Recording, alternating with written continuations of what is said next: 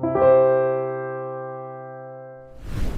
right, why don't we get started? So, thank you guys for joining. My name is Mark LaMonica. I'm the product manager for Morningstar Premium and Morningstar.com.au. And today we are going to talk about FIRE, which I just realized I didn't update the first slides, which I promise has some investing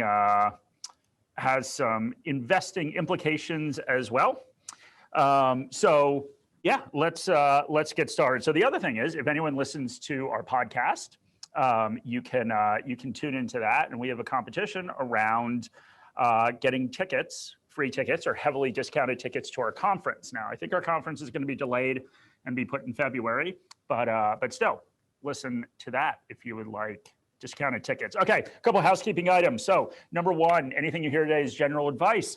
I don't know anything about you, so I can't offer personal advice. If you're in New Zealand, you can get our FAP on our website, morningstar.com.au.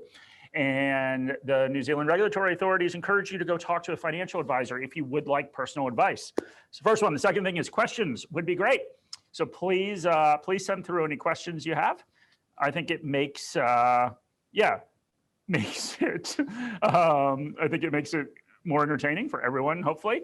So we'll get into that. And I hope everyone is doing okay, considering what's going on right now. My hair's growing back, so I guess that's encouraging. Yeah, let's get started. Okay, so I didn't update this first slide. So we are not doing how to select investments. We're going to talk about fire today. So I put some famous fires on here. So we've got Rome in 64 AD. So that was Nero fiddling while Rome burned. So he actually, fiddles weren't invented then. So, made up story. Here's London. Oh, I forgot to delete the D. In 1666, so medieval London burned down. They built a new London, which is pretty exciting. It took 30 years, and that happened during a pandemic, the Black Plague. So I guess at least Sydney's not burning down. So we'll take that as a victory. And then another fire, the Triangle Shirtwaist Fire, which led to the union movement. So 146 people died in that. The executives all got out, but all the workers, they died. And it also led to International Women's Day. So some interesting fires. And then there's Tom Hanks, our first celebrity guest star today. He made fire, but we're going to talk about a different fire, if you haven't figured that one out. We're going to talk about financial independence, retire early. So the FIRE movement. So I don't know if people are familiar with the FIRE movement, but it is pretty popular. And basically the idea is this, that you become financially independent and you retire very, very early so you can stop obviously working and do what you want. Now, many people picture this, and we'll get into some of the specifics around the FIRE movement. Many people picture it over here, the Wolf of Wall Street, Leo DiCaprio, hanging out in your boat, having a nice wine. But in reality, a lot of this is kind of about extreme frugality. So that is Mel Humphrey. So Mel Humphrey is a nurse in Sydney, and she saved $30,000 over 3 years by eating out of the trash. So yeah, that's her. And she used this to buy a 2-bedroom apartment in Sydney's inner west. 4 years. So she saved $30,000 over 4 years by eating out of the trash. So we'll talk a little bit about sort of what this FIRE movement is. A lot of it is around kind of extreme frugality to reach those retirement savings goals. And then, of course, after that, you kind of have to keep doing that for the rest of your life. All right, so let's talk about the FIRE movement. So the FIRE movement is, in many ways, at least sort of the way that I look at it, I promise there'll be some investing lessons soon, it's a little bit like a cult. So you've got some famous people in cults. So we should have a competition, see if you can name all of them. So why is the FIRE movement a little bit like a cult? Well, kind of follows the same narrative, right? So you need to appeal to an emotional need, right, to start a cult.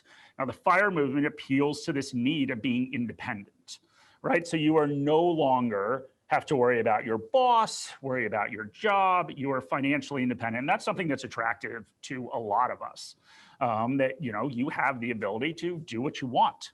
So that's sort of rule number one for a cult, and the FIRE movement checks the box. You need this sort of collective sense of sacrifice all right? So that you are part of a group of people who are sacrificing for something, and that is these extreme saving levels. And we'll sort of get in the implications of those, but it's not unheard of for people in the FIRE movement to save 60, 70% of their salary. So a lot of savings there. And, you know, a lot of the FIRE movement, like if you go on and look at some of the stuff that they talk about, it is, yeah, very extreme measures to actually try to save money. So, you know, using newspapers for toilet paper and all sorts of horrible stuff. Moisturizing with mayonnaise, that was a good tip that I saw. I don't know if that works. And then next, you need some lingo, right? You need common lingo to be part of a movement. We'll get into that on the next slide. And then, of course, the last thing is there needs to be some sort of big lie, right? There needs to be some sort of lie that the aliens don't show up on a certain day, that this person you've been following through the jungles of South America is not, in fact, God. That lie needs to get exposed, and that's when the whole thing blows up. And there is a pretty big lie with the FIRE movement, which we'll get into. But there are some important lessons. So yeah, these are my cult people. No offense to anyone who's a Scientologist with the Tom Cruise reference, but or who organizes their house. Okay, so let's talk about what this means. So let's go through the terminology a little bit. All right, so I went on, there is this thing called FI Community. It's an Instagram page. So I went on there and I pulled this post. Obviously the post looked better than that, but I'm not smart enough to get Instagram onto my computer, so apologies for that. But I took down all the information. Okay, so here's sort of this common vernacular you need with the FIRE movement. All right, you need a FIRE number. So the FIRE number is the amount of money you need to get to retire. So it doesn't matter what age you are, you just have this FIRE number. So this person that posted, who is a man from Sydney, his FIRE number is 1.5 million. All right. Then you have a FIRE date. So that is the date that you expect to hit your FIRE number. Okay, so this guy expects to hit his FIRE number in 2032. So basically, he thinks he can retire at the age of 38, given, I guess I didn't list his present age. He thinks he's going to hit it at the age of 32. Which is obviously pretty good. So, you know, he's 27 now. He's going to retire at 38. You have all these different FIRE styles. So the FIRE styles are a little bit strange. His FIRE style is regular. Other FIRE styles include barista FIRE. So that means you're going to work part-time a little bit in the gig economy. Nomad FIRE, which means you're just going to take off and just travel around the world. Obviously less applicable now, but you can travel around within 10 kilometers of your house, at least in Sydney. You have, what other FIREs do we have? We have lean FIREs. So lean FIREs are people that think they can live on $40,000 a year for the rest of their life. So more sort of beans in retirement than caviar. So yeah, his FIRE type is regular. So all that means is that he is just going to, you know, retire at 48. He thinks he can live off of $60,000 a year. And we'll get into this. And why $60,000 a year? Because of the 4% rule. So he's using that 4% rule on his $1.5 million portfolio. And we'll talk about the 4% rule in a little bit. So his income type is SINC. So single income, no kids. So apparently his prospects of meeting somebody and having children are not great. So he decided that at 38, he will still be a SINC. And his yearly expenses are $60,000. So that's really important because he needs to get his expenses at the point so that he can actually retire. All right. So does that sound good? Well, let me know. Okay. The FIRE movement lives in the best of all possible worlds, right? So we've got some Candide references here. The funny thing, like obviously you can't find pictures of fictional characters. So this is Voltaire, who wrote Candide over here. I don't know what this was. This was the other book I found, this man taking his pants off, which I cannot figure out what's going on. But the best of all possible worlds. So Candide, of course, is a satire, which is sort of how we've gone through this. But that's sort of the idea behind the FIRE movement, right? As we get into some of these specifics, it is you are applying something, the 4% rule, she'll talk about in a second, but that was designed for something very, very specific, and you were just applying it to any time in your life. So the 4% rule, we'll get into the 4% rule in a second, but this is sort of the movement behind the FIRE, or this is kind of the idea behind the FIRE movement. It's kind of like this idiot that went to Byron Bay and said that he didn't believe in COVID. So, all right, let's talk about the FIRE movement and what we can learn from it. This is the actual investing part. I promise there would be after that little bit of preamble. All right, so one thing that FIRE movement calls for, of course, is living significantly below your means so that you can aggressively save for retirement. And the investing lesson that we can all take from this, even if we don't necessarily want to join the FIRE movement, or if you're like me, thinks all these people are going to get jobs very soon.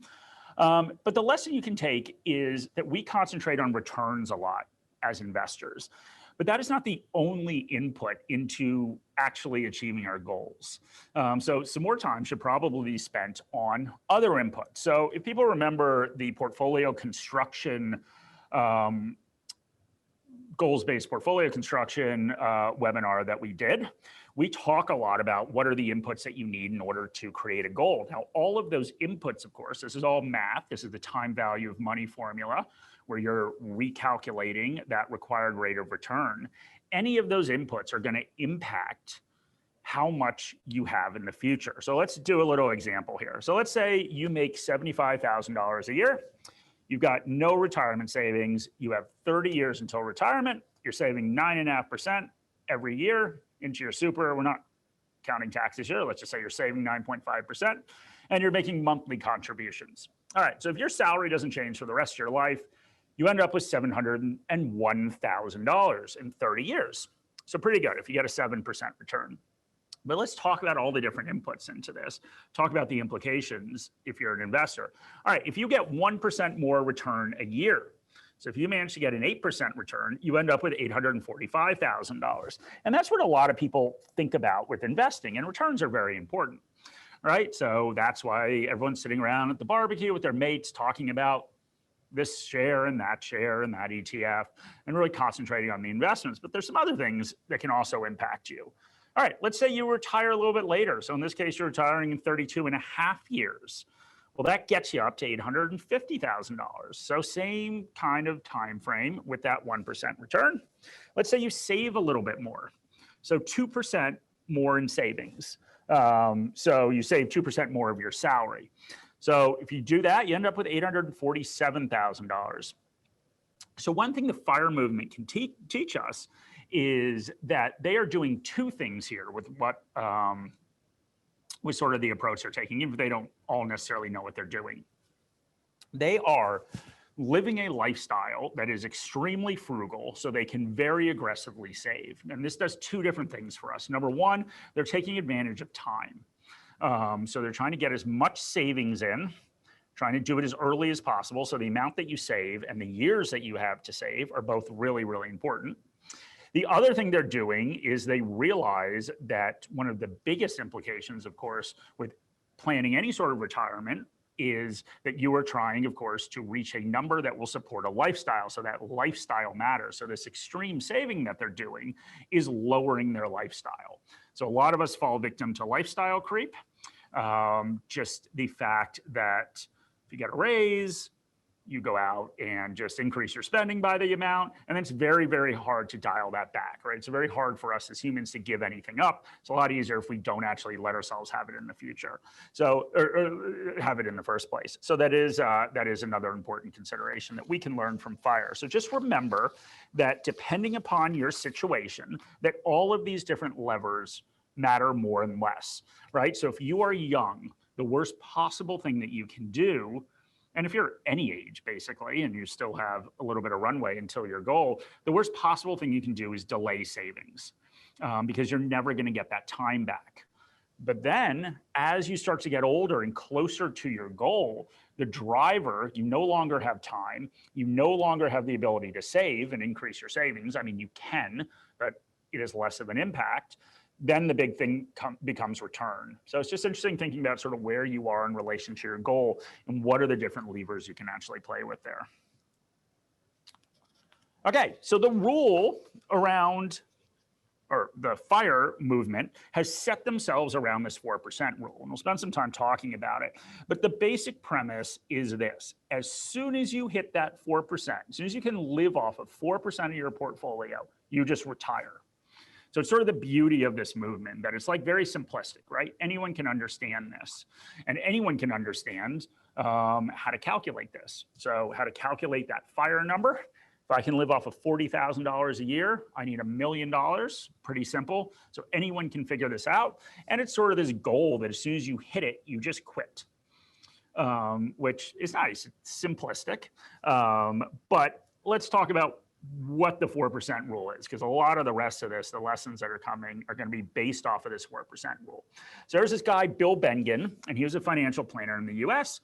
And back in the mid-90s, he kept getting this question from clients, and they kept asking him, okay, how do I know if my money will last in retirement? Because that's obviously a huge problem. If you're 65 years old and you're retiring, you have no idea how long you're going to live.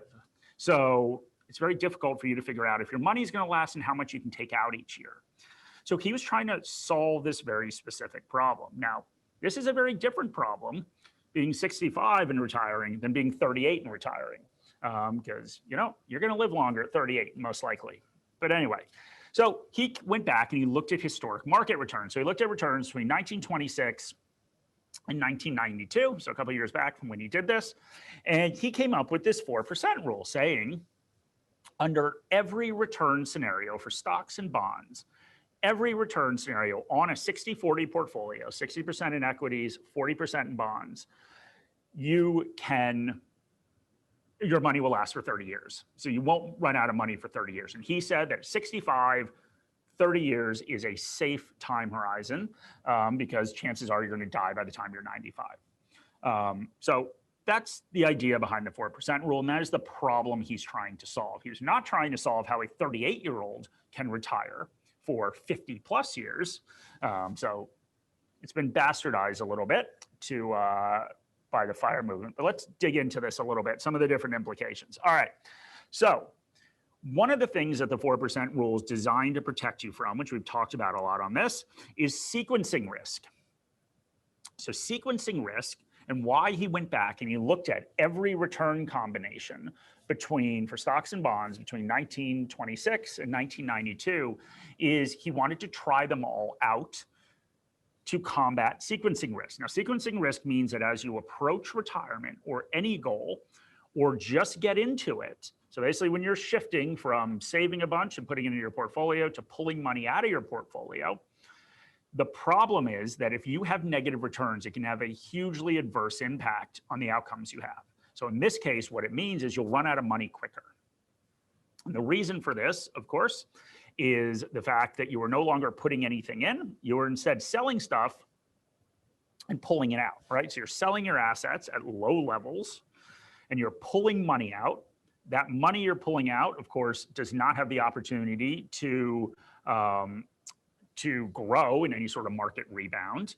You don't have the opportunity to save more money. So once again, when we think about sort of where you are on your investing journey, if you're younger and you're putting in a big percentage of your portfolio every year in savings, you're in a very different situation if you're putting in a small percentage when you're older. And in this case, you're actually pulling it out. So that's sequencing risk. Now, the thing about sequencing risk is what it is, the risk that you're worried about is volatility. So we always talk about risk with investing, and we'll talk about this a little bit today.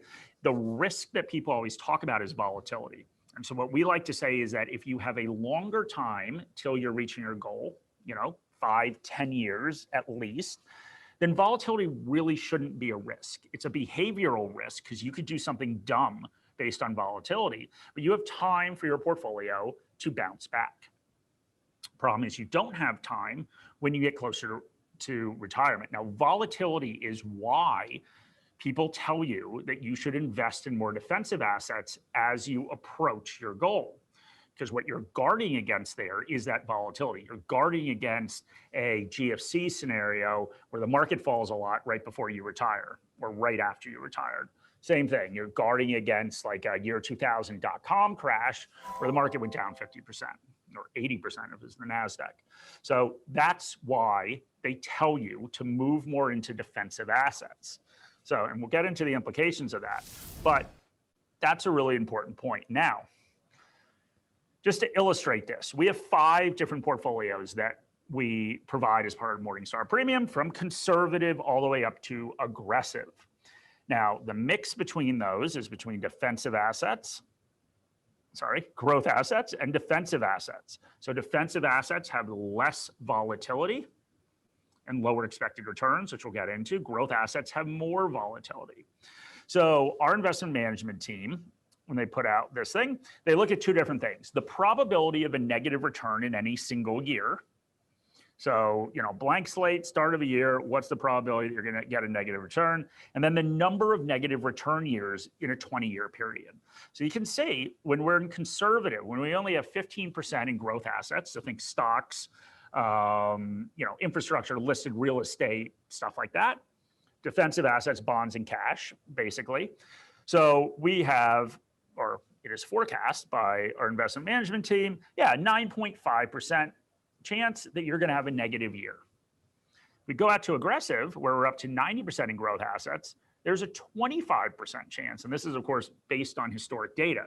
I know nobody thinks the stock market goes down anymore because of this crazy environment we're in, but it does, and it will again. So 25% probability of a negative return.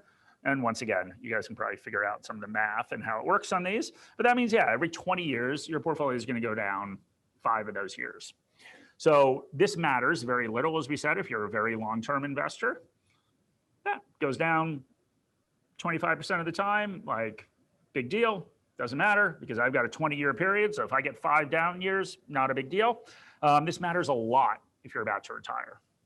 So something important to think about, that volatility, the risk that we're talking about here, the way you combat this is obviously you move more into defensive assets, but that's what the 4% rule is trying to solve, right? That's why Bill Bengen did not look at average market returns. Everyone looks at average market returns and quotes all these stats. Well, average is fine over a very long period of time. Average matters less if you're just trying not to take a giant investment bath before you actually retire. So that's why he went back and he did what they call a Monte Carlo simulation to rearrange all those different returns, to try every different scenario. So you're retiring, not at the time, obviously, because he did this in the early 90s, you're retiring in the worst market that there is. And that's what he was looking at between, and the worst market followed up by the other worst markets, right? So when he's looking at like a worst case scenario, right? So he's taking the 29 drop, and like what, it was like the 33 drop where it dropped again. So he's taking the early 70s, he's taking all those really bad drops and basically stacking them in a row and saying what happens to your portfolio. Now remember, obviously the 4% rule is a worst case scenario. That's what it comes out of, worst case scenario over 30 years. Now, the problem is, of course, is if you retire and then run out of money before you die, you're probably not going to sit there and say, okay, well, I guess the worst case scenario happened to me. That's fine. I'll go jump in the dumpster with our mate trying to save for our house. Okay. The other thing that the 4% rule is trying to protect against is longevity risk. Now, this is the other side of that equation. So obviously, and I made this pathetic seesaw slide that will be on the next one, so get excited for that. Obviously, you're not doing this stuff in the vacuum, right? When you're making these asset allocation decisions, you are giving something up. So if you move more into defensive assets, what are you giving up? You're giving up expected returns. So it's important to remember that you are making that decision going back and forth. And the problem is that if you lower your expected returns too much, you run into longevity risk. So when Bill Bengen was doing this, he was using a 60-40 portfolio, because at the time, that was something that was commonly used, especially around that time in your life as you're sort of transitioning to retirement. And what he was also looking at is obviously this 30-year period. That's what he determined was longevity risk. Now, longevity risk, basically, the simplistic way of describing it is you don't die before you run out of money. because that's obviously the problem we run into. We don't know when we're going to die. If we knew when we were going to die, retirement planning would be easy. You could put everything in cash and just take out a certain amount each year, like do all sorts of stuff. But remember, longevity risk. So that is the problem. Once again, if we are in the FIRE movement, we've got two problems, right? That sequencing risk is actually enhanced because we have a longer retirement. So if we happen to our friend that we looked at back there that's retiring at 38, the market falls a lot right after he retires. He is in huge trouble because he's never going to make it. So we're looking at sequencing risk with the 4% rule because he's applying that to a 50+ year retirement. So the sequencing risk is exasperated and the longevity risk is exasperated. So what does that mean? What's the problem then if you are doing this FIRE movement or anyone else? This is my seesaw. You know, it's not terrible. But anyway, I created that about an hour ago. So remember, we are trading as investors. We are trading risk for expected returns, right? So the more risk we take, the more volatility we take, we should get rewarded with more expected returns. You need to think about that when you're investing, especially in a time like now where valuation levels are really high. Because what does valuation levels being really high mean? It means you have lower expected returns and perhaps higher volatility, at least bad volatility going down. So something to think about for everyone. But just remember, so what you're trying to do, what these FIRE movement people are trying to do is they're trying to figure out, okay, what should my asset allocation be? Because your asset allocation drives both of these, the sequencing and longevity risk. If you are too aggressive in your asset allocation, the chances of having a big down year early in your retirement are higher. If you're too conservative, you're going to run out of money because you're trying to invest for a very long time.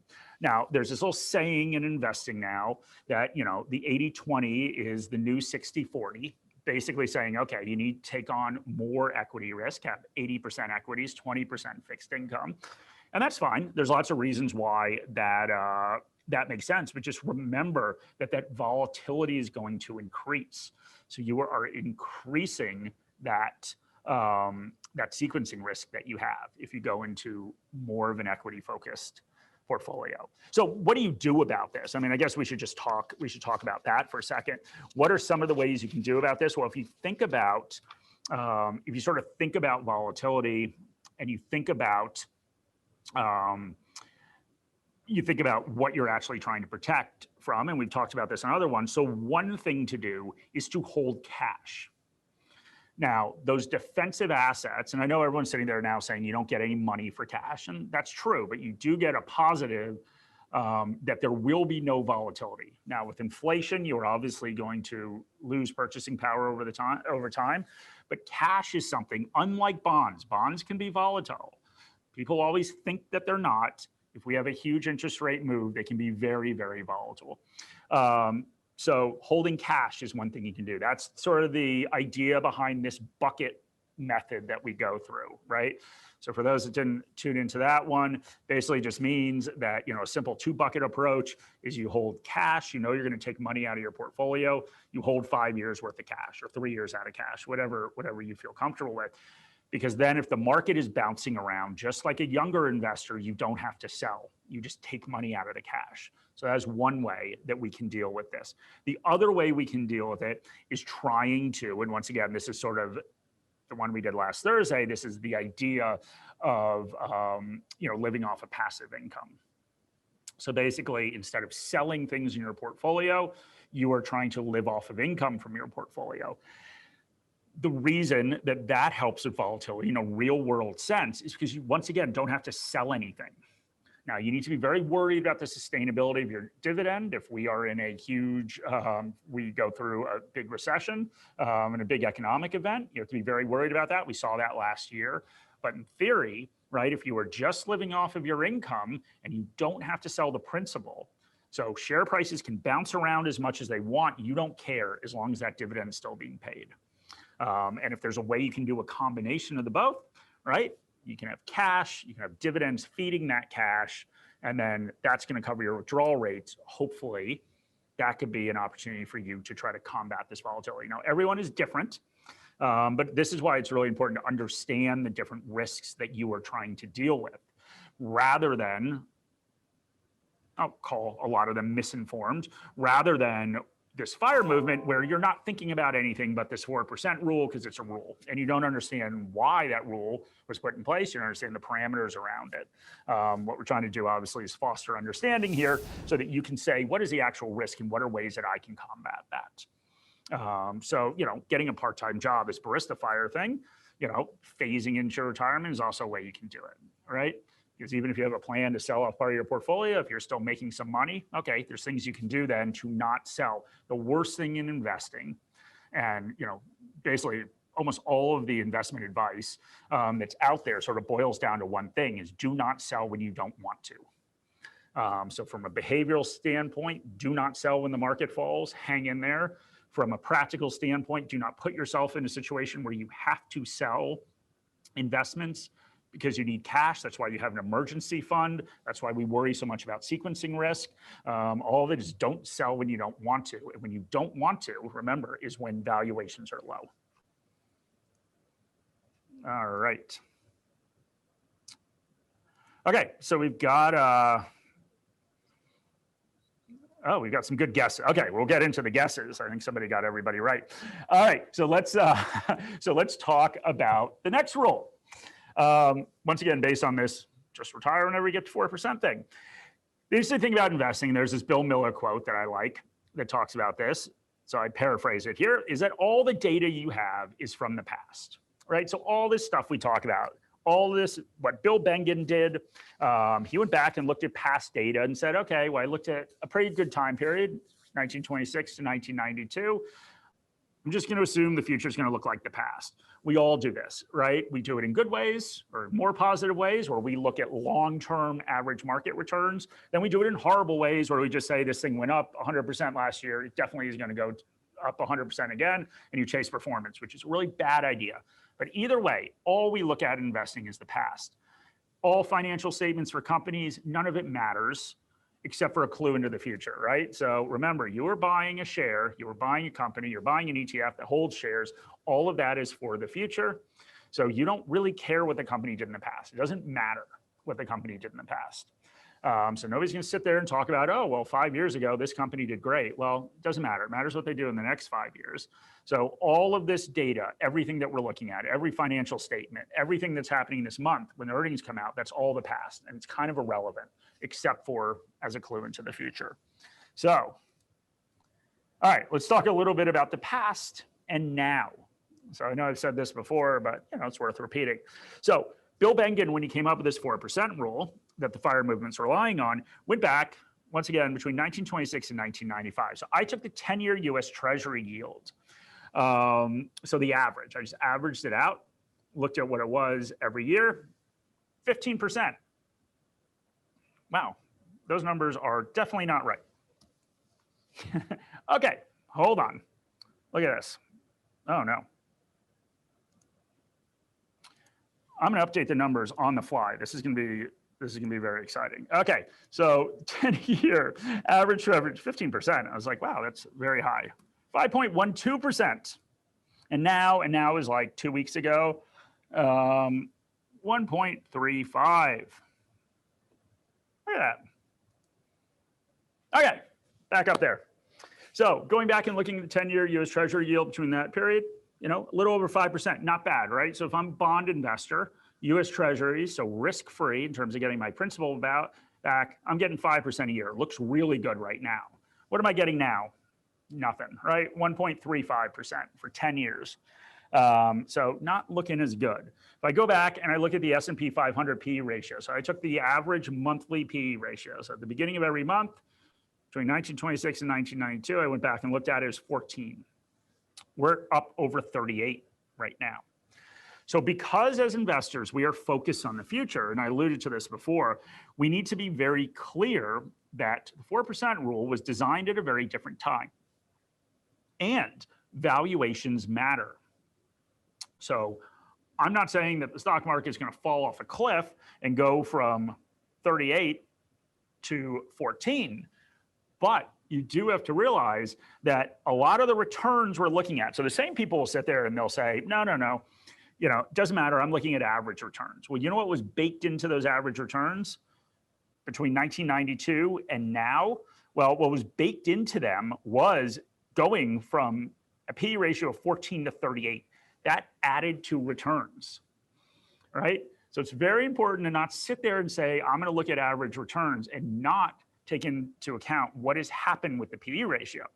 Now, I'm not saying the PE ratio is going to fall, but if you are looking at average returns, mathematically, we would need to see this same jump off of 38, even if 38 doesn't go down and stocks trade at 38 times earnings for the rest of time.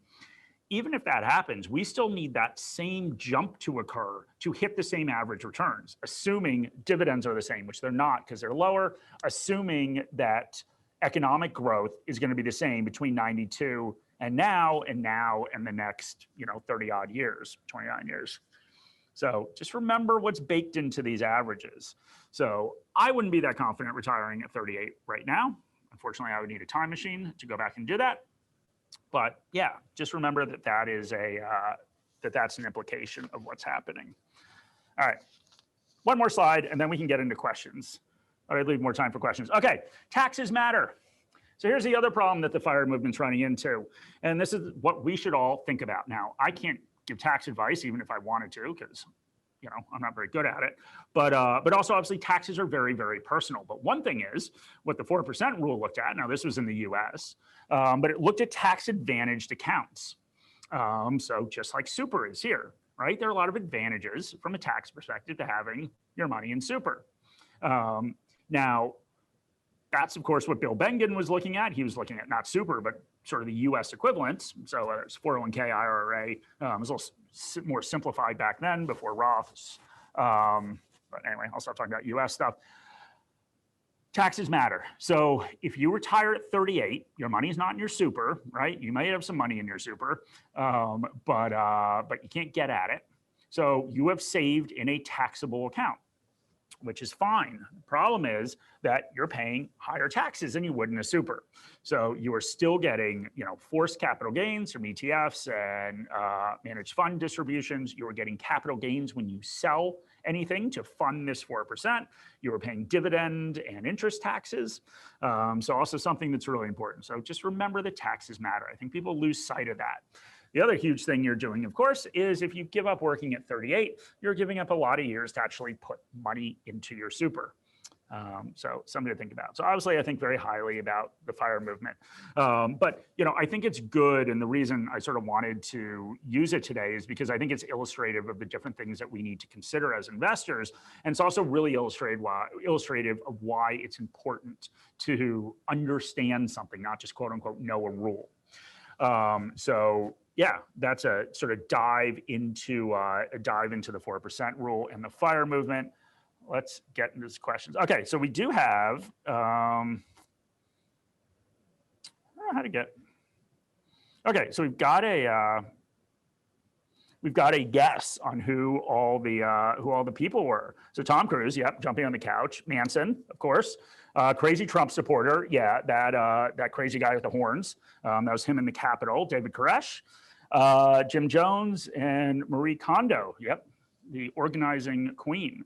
So yeah, that was a really good guess. I will just say that, yes, I am obviously taking a tongue-in-cheek look at the FIRE movement. Being financially independent is a very important thing and something that's great to strive for. But anyway, thank you guys for joining. I appreciate it.